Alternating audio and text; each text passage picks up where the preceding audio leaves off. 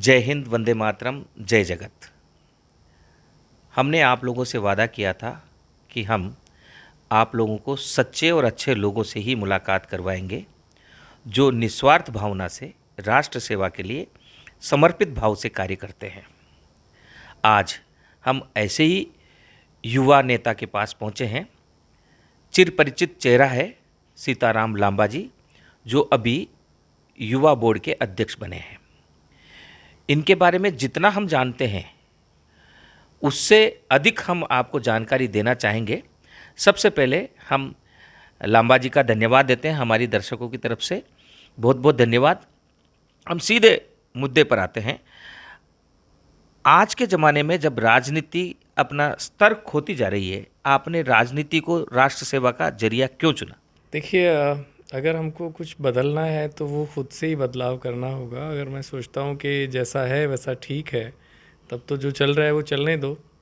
पर अगर मुझे लगता है कि कुछ बदलाव होना चाहिए तो मैं किसी का इंतज़ार नहीं कर सकता कि वो ये चीज़ें बदलेगा। तो शुरुआत खुद से ही करनी पड़ती है। तो अगर चीज़ें बदलनी है तो फिर मुझे आना ही था। आपको आना ही था, आपको कांग्रेस पार्टी में आना था। इतनी सारी राजनीतिक दल हैं, तो कांग्रेस पार्टी ही क्यों? मुझे लगता है ये सबसे बुनियादी सवाल है। और कांग्रेस पार्टी इसलिए कांग्रेस पार्टी क्योंकि हम जिस देश में रहते हैं उस देश की 5,000 साल का एक इतिहास है। उस इतिहास में वो भगवान राम से लेकर फिर कृष्ण, फिर गौतम बुद्ध, महावीर स्वामी, फिर गुरु नानक देव, फिर हमारे पीर पैगंबर, फिर कबीर और ऐसी बहुत सारी सूफ़ी परंपराएं और गांधी तक। इस देश की परंपरा सिर्फ मोहब्बत की, प्यार की, भाईचारे की और एक दूसरे को साथ में लेकर आगे बढ़ने की परंपरा है। तो अगर मैं पीछे मुड़कर देखता हूँ और मुझे वो इतिहास पढ़ता हूँ तो उस परंपरा को आज अगर कोई लेकर आगे चलता है तो वो विचारधारा कांग्रेस की है। तो मैं अगर भारत के साथ हूँ तो मैं कांग्रेस के साथ हूँ। सो दैट इज़ वाई अगर मैंने राजनीति करनी शुरू की है तो मुझे भारत की करनी थी, और भारत की करनी है तो कांग्रेस के अलावा कोई विकल्प नहीं है। युवा बोर्ड के आप अध्यक्ष बने हैं। आज अगर हम देखते हैं तो बेरोजगारों की संख्या बहुत अधिक है। बेरोजगारी मुद्दा भी बनी हुई है। आप और आपकी सरकार बेरोजगारों के हितों को लेकर दिल्ली से लेकर हर प्रदेश में सड़कों पर हैं। महंगाई के मुद्दे को हम बाद में लेते हैं। बेरोजगारों को रोजगार देने के मामले में आपका क्या आगे आने वाले समय में प्लान रहेगा, और वर्तमान सरकार के बारे में आप क्या विचार रखते हैं? देखिए, 2013-14 तक जब तक यूपीए की गवर्नमेंट थी, आप आंकड़े उठाकर देखो रोज़गार की दर क्या थी। उसके बाद इस देश में सरकार बदली और उन्होंने वायदे किए कि हम हर साल 2 करोड़ नए रोज़गार आपको देंगे। फिर नोटबंदी आई, रोज़गार आने थे पर वो चले गए। उसके बाद जीएसटी लाए बिना सोचे समझे। रोज़गार बनने चाहिए थे इस देश में, ज़रूरत थी, पर रोज़गार चले गए। उसके बाद कोविड आया। कोविड में उसको मैनेजमेंट अच्छा करना चाहिए था सरकार को, क्योंकि एक लोक कल्याणकारी सरकार लोकतंत्र में लोगों के लिए काम करती है। पर मुझे लगता नहीं कि जो केंद्र की सरकार थी उसने कोविड का कोई उसका अच्छा मैनेजमेंट किया। तो 4 करोड़ युवाओं ने और नौकरी खोई।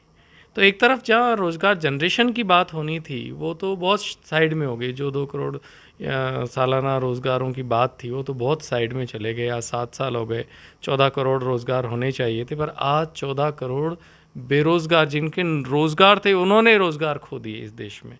वो नरेंद्र मोदी और भाजपा की नीतियों के कारण ऐसा हुआ। अब राजस्थान की बात है तो हम चिंतित हैं, और हमारे जो बहुत ही संवेदनशील, मैं कहूँगा कि मुख्यमंत्री जी ने बहुत सारे कदम इसके ऊपर उठाए। सबसे पहला कदम सरकारी नौकरियां। इस बार के बजट में आप देखो 1 लाख सरकारी नौकरियों का वायदा उन्होंने 1 साल में किया है, पहली बात। दूसरा, नौजवान अपने पैरों पर कैसे खड़े हों, उद्योग विभाग इसके लिए हमारा काम कर रहा है रात दिन। खादी ग्राम उद्योग हो या अनेक जो स्किल्स से हम कैसे लोगों को स्किल्ड पर्सन यूथ हम तैयार कर सकते हैं, सो उसके ऊपर हम लगातार काम करते हैं। तो रोज़गार जनरेशन करना हमारी प्राथमिकता है। लोगों को, युवाओं को बेरोज़गारी से कैसे हम छुटकारा दिलाएं, तो राजस्थान का युवा मैं समझता हूं कि और दूसरी जगह से ज़्यादा बेहतर रहेगा। तो बेरोजगार छात्र आपको स्कूल और कॉलेज में नहीं मिलेंगे, बेरोजगार छात्रों की संख्या आपको कोचिंगों में मिलेंगी। और राजस्थान सरकार की जहां हम बात करें तो कोचिंग संस्थानों में पढ़ने वाले छात्रों को बहुत कुछ राजस्थान सरकार ने दिया है। आपसे जानना चाहूँगा कि हमारे कोचिंग संस्थानों में पढ़ने वाले बेरोजगार युवाओं के लिए और शिक्षा के क्षेत्र में काम करने वाले युवाओं के लिए, इसके अलावा राजस्थान के युवाओं के लिए आपके नेतृत्व में क्या क्या काम किए जाएंगे और सरकार अभी वर्तमान में क्या क्या योजनाएं उनके लिए लेकर चल रही है? देखिए, मैं सबसे पहले तो बहुत फिर धन्यवाद देना चाहता हूँ राजस्थान के युवाओं की तरफ से मुख्यमंत्री जी को, कि जो दिल्ली में उन्होंने 300 करोड़ का भवन जो बनेगा उदयपुर हाउस में, जिसमें 500 हमारे बच्चे यहाँ के रहेंगे राजस्थान के, उनको कोचिंग की और व्यवस्था की जाएगी। तो एक बहुत बड़ा कदम है। और बहुत सारी नई चीज़ें, जैसे हमने मुख्यमंत्री जी की बजट घोषणा थी कि राजस्थान में एक यूथ एक्सीलेंसी सेंटर बने, जो जयपुर में हमने कल ही उसका MOU किया है। लगभग वो 4 करोड़ 28 लाख रुपए का है, एक भवन नया बन रहा है। तो ऐसे बहुत सारी योजनाएं हैं जिनके ऊपर मुख्यमंत्री जी निरंतर काम करें, और हमसे अभी भी मांगते हैं कि कुछ हम नई चीज़ें दें, ताकि और इसके लिए हम एक यूथ पॉलिसी बना रहे हैं। क्या यूथ चाहता है, तो उसको भी हम संभाग स्तर पर अलग अलग जगह हम बात करने जाएंगे, और उसके आधार पर हमारे स्टेट की यूथ पॉलिसी बने और हमारी भी एक पॉलिसी बने कि हम क्या युवा चाहता है, युवाओं की आवाज़ क्या है, और उसके ऊपर सरकार वैसा ही काम करे। एक मुख्य सवाल, पिछले 2.5-3 वर्ष में कोरोना काल में दुनिया कैसे बदल गई ये किसी को पता नहीं है। दुनिया पूरी की पूरी सोशल मीडिया पर आ गई है, दुनिया हाईटेक हो गया है। अब युवाओं को हम सोशल मीडिया में यूट्यूबर के रूप में देख पाते हैं। राजस्थान के कई ऐसे यूट्यूबर हैं जिनके करोड़ों फॉलोअर हैं। युवा बोर्ड के आप अध्यक्ष हैं। युवाओं से संवाद करने के लिए स्कूल कॉलेज यानी 16 वर्ष से लेकर ऊपर के जो बच्चे हैं, 35 वर्ष या 40 वर्ष भी कह सकते हैं, उनको यूथ ही माना जाता है, तो उनसे संवाद के लिए क्या आप इस बदलती दुनिया में कुछ बदलाव लाना चाहेंगे? दुनिया के साथ तो हमें बात करनी ही है। अगर दुनिया बदल रही है तो हम अगर नहीं बदलेंगे तो अपडेट तो नहीं होंगे। आजकल तो मोबाइल रखते हैं हमारे युवा, हर चीज़ गैजेट भी हर दिन नए नए अपडेट मांगता है, तो अपडेट हमको चाहिए ही। और जो मीडिया को ख़ास तौर पर मैं कहना चाहता हूँ कि सच्चाई मीडिया जितना नहीं दिखा रहा, तो आज यूट्यूब और अन्य ये जो माध्यम हैं अपने सोशल मीडिया के, एटलीस्ट हम एक सच्चाई लोगों के सामने लाने की कोशिश करें, क्योंकि देश का माहौल ज़्यादा अच्छा नहीं बचा है। जो भारतीय जनता पार्टी हर दिन कोशिश करती है, क्योंकि मुद्दे गौण हैं, ना महंगाई की बात होती है, ना बेरोज़गारी की बात होती है, ना ही कोई दूसरी बात होती है। अगर इस देश में बात होती है तो बंटवारे की बात होती है, वो जाति के नाम पर हो चाहे धर्म के नाम पर हो।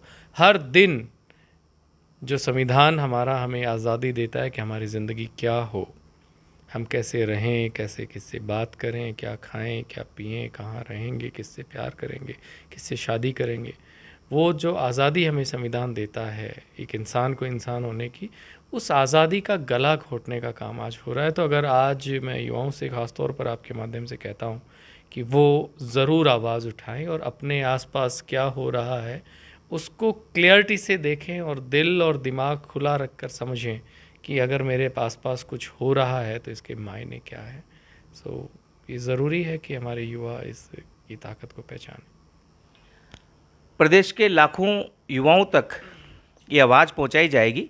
हम उन युवाओं के मन में ये भी होगा कि हमारे लिए जो नुमाइंदे हैं, युवा बोर्ड के जो अध्यक्ष हैं सीताराम लांबा जी से हम कैसे मुलाकात कर पाते हैं। तो आपकी युवाओं से मिलने के लिए दिन में कौन सा समय रहता है और क्या आप उनके लिए कहना चाहेंगे? मैं हमेशा खुला हूँ, मेरा काम आपसे बात करना ही है, मेरा कोई दूसरा काम नहीं है। तो मैं यहाँ दफ्तर में रहता हूँ, नहीं तो मेरा फ़ोन हमेशा खुला रहता है। मेरा जो भी सोशल मीडिया अकाउंट्स हैं आप उसमें DM लिखिए, किसी भी तरीके से आप मुझसे बात करेंगे, मुझे SMS करो, फ़ोन करो। व्हाट्सएप कम लिखना, व्हाट्सएप में लोग फिर गुड मॉर्निंग गुड नाइट लिखने ज़्यादा लगते हैं, बट SMS करो, जहाँ भी आप लिख सकते हैं। सो हम बात करेंगे और I am open her time आपके लिए मैं खड़ा हूँ और आप लोगों की आवाज़ सुनना मेरा काम है। प्रमुख एक समस्या अंतिम सवाल है। जो विचारधाराएं बदलती जा रही है, ऐसे में युवाओं को गांधी दर्शन किस तरीके से राष्ट्र निर्माण के कार्य में लगा पाएगा, इस पर एक हम महत्वपूर्ण टिप्पणी आपसे चाहते हैं। ये महत्वपूर्ण सवाल है, लेकिन ये लास्ट में इसलिए पूछा जा रहा है क्योंकि महत्वपूर्ण सवाल यूट्यूब चैनल में लास्ट में पूछा जाता है, नहीं तो आगे सब लोग उस सवाल को सुन के और देख के और स्किप आउट कर जाते हैं, फिर हमारा चैनल आगे नहीं बढ़ पाता है। तो चैनल को लाइक भी करिए, सब्सक्राइब भी करिए। आपको लगता है सच्ची मीडिया की ज़रूरत है तो हम आह्वान करते हैं आपका, दिन में 1 घंटा आप पत्रकारिता करिए।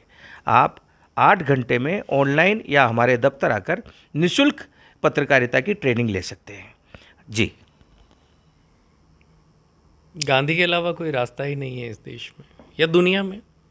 जो मैंने कहा कि हमारी परंपरा, हमारा हर धर्म, जाति, मजहब, पंथ, किसी को भी हम मानते हैं, वो सिर्फ प्यार सिखाता है और वही प्यार का रास्ता महात्मा गांधी का रास्ता है। और पूरी दुनिया उसी रास्ते पर चलकर आज मैं समझता हूँ कि हम बच सकते हैं, नहीं तो एक अंधी दौड़ में हम शामिल हैं और आँख के बदले आँख अगर हुई तो सारी दुनिया एक दिन अंधी हो जाएगी। गांधी जी ने ऐसा कहा है। तो इस दौर में बहुत ज़रूरत है, क्योंकि जब तक भाईचारा है, जब तक प्रेम है, सत्य है, अहिंसा इंसान के दिल में निर्भयता लाती है, फिर अहिंसा आती है, फिर स्वराज आता है, तो फिर सर्वोदय होता है। तो अगर सर्वोदय की हमने वो बात करनी है और जिसमें कि हम सबका उदय की बात करें, और ख़ास तौर पर उसका जो आखिरी व्यक्ति है जिसके पास कुछ भी नहीं है, तब जाकर हम जगत की बात करते हैं। जो आपने शुरू में कहा जय जगत, तो हम तो विश्व बंधुत्व की बात करते हैं। और मैं एक और संदेश आपके माध्यम से देना चाहता हूँ कि कितनी भी कोशिशें हिंदुस्तान में ये लोग करें, फासिस्ट जो लोग जिन्होंने गांधी की हत्या की, आज भी गांधी के विचार को मारने की कोशिश कर रहे हैं, पर वो मिटा सकते नहीं हैं। क्योंकि आज भी जो सबसे बड़े गांधी के आलोचक हैं, वो दुनिया के किसी देश में जाएंगे, उनको सबसे पहले गांधी जी के पैरों में ही जाकर माथा टिकाना पड़ता है। वो ताकत है, वो इसलिए है कि दुनिया ये चाहती है, मानती है कि गांधी के अलावा कोई दूसरा रास्ता है ही नहीं। गांधी के अलावा कोई दूसरा रास्ता है ही नहीं। गांधी दर्शन पर जितना व्याख्यान दो कम है, और जितना हम सीताराम लांबाजी के बारे में जानते हैं, गांधी दर्शन इनके रग रग में बसा हुआ है। इनको युवा बोर्ड का अध्यक्ष बनाया गया है। कार्यकाल लंबा है, लेकिन इलेक्शन से पहले 1 वर्ष ही है, तो हम बार बार इनके पास आते रहेंगे। और इन्होंने सबसे अच्छी बात कही है, इनका दिल और ऑफिस राजस्थान के युवाओं के लिए खुला हुआ है। राजस्थान के युवा जिस भी समस्या पर, जिस भी कारण से इनसे मिलना चाहते हैं, वे इनसे मिल सकते हैं। हम आपको इस सफ़र में आगे लेकर चलते हैं। अगले हफ्ते फिर देखिएगा एक अच्छे और सच्चे व्यक्ति से मुलाकात। जय हिंद, वंदे मातरम, जय जगत।